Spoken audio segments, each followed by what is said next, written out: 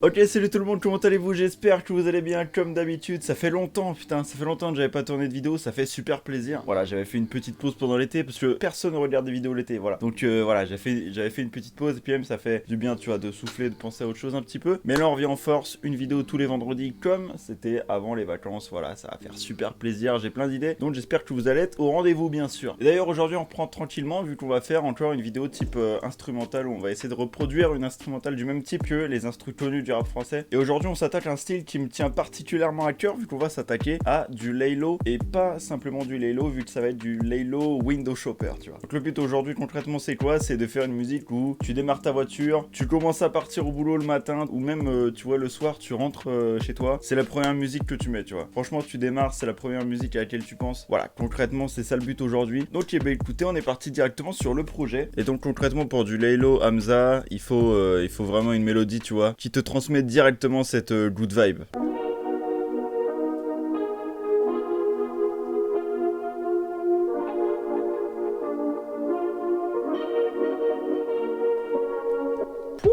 T'as déjà franchement la mélodie elle est quand même très stylée. Ceci dit j'ai fait très simple parce que ce sera la seule mélodie de l'instrumental. Parce qu'en fait on va créer plein de variantes avec les drums, du coup pas besoin de plus, sachant qu'elle est déjà franchement assez complète. Pour les drums en vrai ce que j'ai commencé à mettre en premier c'est un shaker, c'est-à-dire c'est un truc qui fait genre... Comme si tu secouais, je sais plus comment ça s'appelle en vrai, un shaker quoi. Ça va forcer sur ce rythme cool.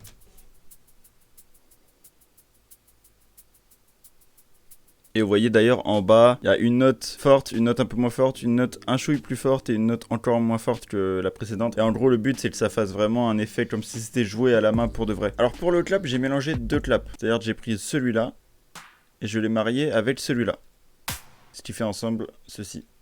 Voilà, ça donne plus d'impact, c'est ce qu'on adore. Pour les hi-hats, j'ai un petit peu joué avec. C'est pas hyper complexe, hein, mais en vrai, il n'y avait pas besoin de faire compliqué, ultra banger, tu vois. Là, c'était vraiment, fallait juste jouer simple. Fallait la jouer simple.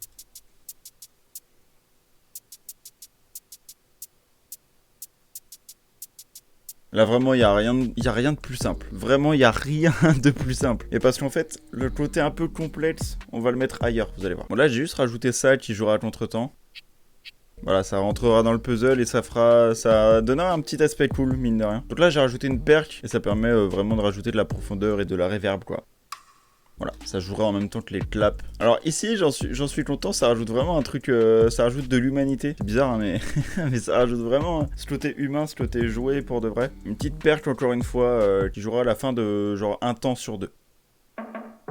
Bon, là, tout seul, c'est bizarre, mais c'est pas mal. Il est l'heure de tout jouer, sans compter les kicks et les basses qu'on va faire après.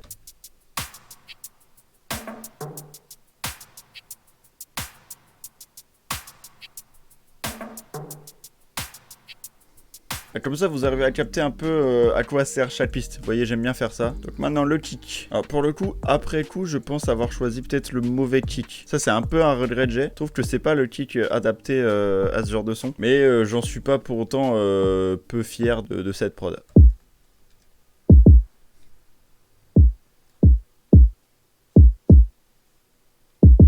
Vous voyez, enfin, je pense que vous avez compris ce que je voulais dire par pas avoir choisi le bon kick. Le principal, c'est que le rythme y soit. En tout cas, les basses, alors là, je vais vous inviter à mettre des écouteurs ou un casque pour bien entendre. Parce que là, je me suis amusé. Et finalement, c'est les basses qui font toute la prod. Genre, vraiment, c'est ce qui fait que c'est une de mes prods préférées, vraiment. Ça va vraiment donner ce côté window shopper de fou furieux, genre vraiment.